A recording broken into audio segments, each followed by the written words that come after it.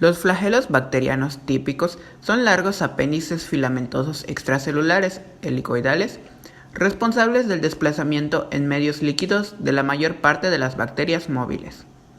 Su principal misión es desplazar a la célula. Son mucho menos numerosos que los cilios en las células que los poseen.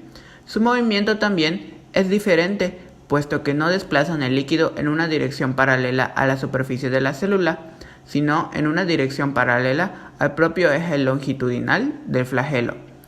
Los flagelos son frecuentes en células móviles como ciertos organismos celulares y gametos masculinos. Entre sus principales características podemos encontrar que la longitud es variable de 5 a 10 micrómetros, pero su anchura o diámetro es constante y uniforme para cada especie. Por ejemplo, en Escherichia coli es de 20 nanómetros. El carácter helicoidal del filamento es propio e intrínseco. Además, existe una serie de especies gram negativas que poseen flagelos muy engrosados, debido a que están envueltos en una vaina que presenta continuidad con la membrana externa. Existe un patrón de flagelación, es decir, el número y localización de los flagelos, el cual varía entre especies y reviste interés en la determinación taxonómica. Cuando es un solo flagelo, se les llama bacterias monótricas.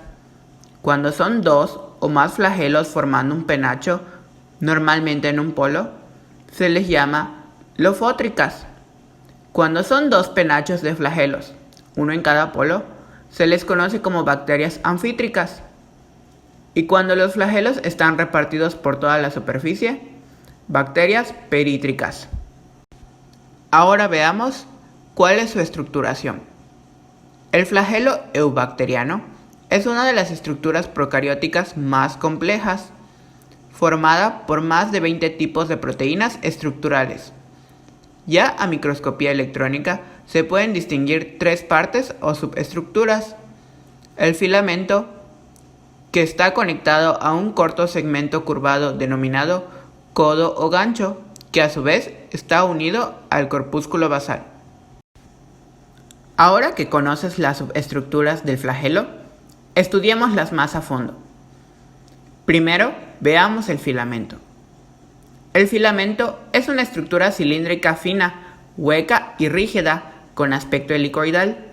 Está constituido por el arrollamiento de miles de subunidades idénticas de una proteína, llamada flagelina. La flagelina es una proteína globular relativamente elongada, con pesos moleculares variados. Las subunidades de flagelina se disponen formando una matriz cilíndrica, en la que se distinguen 11 hileras cuasiaxiales de subunidades, es decir, casi verticales. Las hileras cuasiaxiales se denominan fibrillas. El cilindro está hueco, dejando un canal en su interior de unos 3 nanómetros. El filamento es notablemente rígido. En el extremo distal del filamento existe un capuchón formado por un pentámero de una proteína distinta, HAP2. El filamento tiene un papel pasivo actuando de manera análoga a la hélice de un barco. Continuemos con el codo o gancho. Es una estructura curvada, acodada, de 55 nanómetros de longitud y 22 nanómetros de diámetro, que conecta el filamento al corpúsculo basal. Consta de unas 120 unidades de una proteína elongada, distinta de la flagelina, dispuestas igualmente en una matriz cilíndrica de 11 fibrillas. Parece ser que el codo actúa a modo de juntura universal o flexible entre el filamento y el corpúsculo basal. Entre el codo y el filamento existen dos discos de proteínas accesorias del codo, HAP1 y HAP3. Cada uno de los discos consiste en dos giros de hélice e intervienen en el control del ensamblaje del flagelo. Son estructuras adaptadoras que permiten la correcta interacción entre filamento y codo. Y por último, el corpúsculo basal. Este posee varias funciones. Primero, ancla el flagelo a la célula. También está relacionado con la función del motor rotatorio y del conmutador. Y alberga el aparato para la secreción y correcto ensamblaje de la mayor parte del flagelo. Si bien el corpúsculo basal tiene una composición diferente en dos tipos de bacterias, gram negativas y gram positivas. En gram negativas consta de dos pares de anillos coaxiales atravesados por un cilindro central hueco, junto con otra serie de subestructuras anejadas a todo lo anterior. Los dos anillos exteriores se denominan L y P y están relacionados respectivamente con la membrana externa y con el peptidoglucano. Los dos anillos interiores se denominan S y M. El S está en el espacio periplásmico inmediatamente por encima de la membrana citoplasmática y el M está inmerso plenamente en dicha membrana. Ya hacia el lado citoplasmático de la membrana, por debajo del anillo M, existe un quinto anillo, llamado anillo C, en el que existen tres proteínas. Una de ellas, FliG, parece ser el elemento central del rotor, mientras que las tres, FliG, FliM y FliN, están implicadas en la conmutación del sentido del giro del motor, permitiendo que el motor pueda girar en sentido de las agujas del reloj y en sentido contrario al de las agujas del reloj. Rodeando el corpúsculo basal, a modo de empalizada cilíndrica, existen subunidades de dos proteínas integrales de membrana, MOD A y MOD B. Su papel parece ser doble, pues constituyen el estator del motor y forman una especie de canal por donde pueden entrar los protones al citoplasma, lo que constituye la base del mecanismo que surte de energía al motor. Por otro lado, en gram positivas, la estructura del corpúsculo basal es más sencilla, pues consta del cilindro central y una sola pareja de anillos, el M y el S. Por lo que se refiere a la relación de los flagelos con sus proteínas accesorias, tenemos que en la construcción del flagelo bacteriano intervienen unas 50 proteínas, entre proteínas estructurales que formarán parte de la estructura definitiva y proteínas accesorias que solo sirven durante este ensamblaje. A grandes rasgos, el flagelo se va ensamblando desde dentro hacia afuera, es decir, comenzando por el corpúsculo basal y avanzando hacia el codo y finalmente hasta el filamento. En principio, cada una de las estructuras tubulares del flagelo serían de longitud indeterminada. Sin embargo, tanto el cilindro como el codo tienen, de hecho, una longitud definida, esencial para la funcionalidad de la estructura global. Parece ser que esto se logra mediante proteínas que se adicionan a uno de sus extremos una vez que se alcanza el tamaño adecuado. Por ejemplo, el cilindro se recubre en su extremo distal de una proteína, FLGD, que señala el fin de ese cilindro, y al mismo tiempo es la señal para que se ensamblen los siguientes componentes.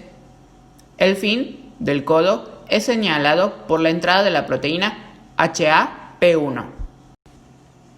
En cuanto al movimiento flagelar, vamos a estudiar cómo se produce el movimiento en bacterias perítricas como Escherichia coli o Salmonella typhimurium. En ausencia de estímulos, en un medio ambiente uniforme, se puede observar un movimiento tridimensional aleatorio, formado por periodos de unos pocos segundos de natación en línea recta o ligeramente curvada, llamados carreras o corridas, interrumpidos por breves episodios de un movimiento angular caótico de la bacteria, conocido como viraje o cabeceo, tras de lo cual la célula entra en una nueva fase de natación en línea, aunque con una nueva dirección. En un gradiente espacial de un estímulo ambiental, la bacteria responde modificando el anterior patrón. Se alteran las probabilidades relativas de carreras y de virajes, de modo que la bacteria prolonga estadísticamente los periodos de natación hacia la dirección favorable, es decir, acercándose hacia un estímulo positivo y alejándose de uno negativo, y disminuye la frecuencia de cabeceo. De esta manera, se obtiene una locomoción aleatoria, pero estadísticamente sesgada, que propicia el avance neto en la dirección favorable. Este movimiento se denomina taxia. El comportamiento táxico dura un tiempo limitado, que oscila de segundos a minutos, dependiendo de la naturaleza e intensidad del gradiente. Tras la fase de excitación inicial y de taxia, la bacteria se va adaptando al estímulo, de modo que regresa finalmente al patrón aleatorio de movimiento, sin avance neto en ninguna dirección. Los cilios son expansiones celulares filiformes de unos 0.25 micrómetros de diámetro y unos 10 a 15 micrómetros de longitud, que aparecen en las células animales y en algunos protousuarios. Suelen disponerse densamente empaquetados a modo de césped en las superficies libres de numerosas células. Estructuración. Primero hablaremos del corpúsculo o cuerpo basal, el cual es un cilindro que se localiza en el citoplasma celular periférico, debajo de la membrana plasmática y que va a originar los microtúbulos por polimerización. La estructura del cuerpo basal es similar a la de los centriolos, es decir, 9 tripletes de microtúbulos, que se disponen formando la estructura cilíndrica llamada 9×3+0, mostrando que carece del par central del que hablaremos más adelante. Como dato, podemos agregar que en cada triplete solo uno de los microtúbulos contiene una forma completa, es decir, 13 protofilamentos y los otros dos comparten protofilamentos. La parte del cuerpo basal más próxima al interior celular se ancla al citoesqueleto mediante estructuras proteicas denominadas raíces ciliares, que son las responsables del movimiento coordinado de los cilios. Después se encuentra la zona de transición, que posee solo 9 dobletes, 9×2, pero no el par central, y esta se formará por la placa basal. Seguido de esto se encuentra la estructura central de microtúbulos y otras proteínas asociadas, llamada axonema o tallo, rodeada por membrana plasmática. Un axonema consta de 9 dobletes de microtúbulos periféricos o externos, que rodean a un par central, y a esta disposición se le conoce como 9×2+2. En cada par periférico se distingue el microtúbulo A y el microtúbulo B. El microtúbulo A está completo con 13 protofilamentos, mientras que el microtúbulo B contiene solo 10 protofilamentos propios y 3 compartidos con el A. El par central de microtúbulos contiene los 13 protofilamentos típicos. Las parejas de microtúbulos periféricos del axonema están conectadas entre sí mediante una proteína denominada nexina. Los microtúbulos A de cada pareja están conectados por radios proteicos a un anillo central, que es una delgada vaina de nexina que encierra al par central de microtúbulos. De igual forma, en los microtúbulos periféricos aparece una proteína motora asociada llamada dineína. En su interior, además del axonema, se encuentran una gran cantidad de moléculas solubles que participan en cascadas de señalización y que forman la denominada matriz, es decir, la fase fluida que ocupa el interior ciliar. Características. Los cilios son más cortos que los flagelos y más numerosos. El tipo de movimiento que realizan es de bateo, a modo de látigo, produciendo una especie de ola que desplaza el fluido en una dirección paralela a la superficie de la célula. Los cilios se mueven de tal forma que cada uno está ligeramente fuera de ritmo con su vecino más cercano, es decir, donde cada cilio se halla en una fase ligeramente más avanzada de la anterior, pero más atrasada del posterior, conocido como ritmo metacrónico, produciendo un flujo constante de líquido sobre la superficie celular. Se mueven unas 30 veces por segundo. Existen cilios denominados cilios primarios, que no funcionan como estructuras móviles. Sin embargo, se observó que la membrana ciliar tenía numerosos receptores y canales iónicos, por lo que se le asignó un papel sensorial. Principales funciones. La función principal de los cilios es mover el fluido sobre la superficie de la célula o propulsar células individuales a través de un fluido. Estas estructuras son capaces de realizar movimientos vibratorios que sirven para la locomoción celular y para la creación de corrientes en el medio extracelular. Los organismos unicelulares los usan para moverse ellos mismos y para arremolinar el líquido que les rodea y así atraer alimento. Pueden detectar movimientos de fluidos circundantes actuando como mecanorreceptores. En organismos superiores, los cilios provocan una remoción del agua o aire circundante, capturando alimento o eliminando partículas de polvo y suciedad. Relación con sus proteínas accesorias. Las proteínas que se asocian a los microtúbulos del axonema se disponen en forma regular a lo largo de estos. Sus principales funciones son mantener unidos a los microtúbulos que forman el axonema, generar la fuerza que permite el movimiento de inclinación del cilio y regular la interacción de los componentes del axonema para producir un cambio coordinado en la forma del cilio. La más importante de estas proteínas accesorias y conocida como una proteína motora es la dineína ciliar, proteína con actividad ATPásica, cuyos brazos laterales se extienden entre los pares de microtúbulos que forman los dobletes externos o periféricos, encargándose de generar el movimiento. Igual podemos encontrar a las nexinas, que unen los dobletes de microtúbulos para coordinar y propagar el movimiento a toda la estructura.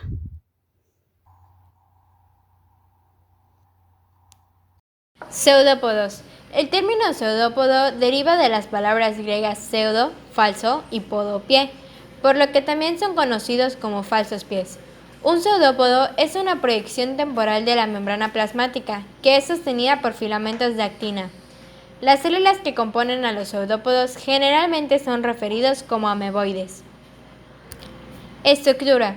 Son deformaciones de la membrana. La extensión de los pseudópodos es guiada por la quimiotaxis.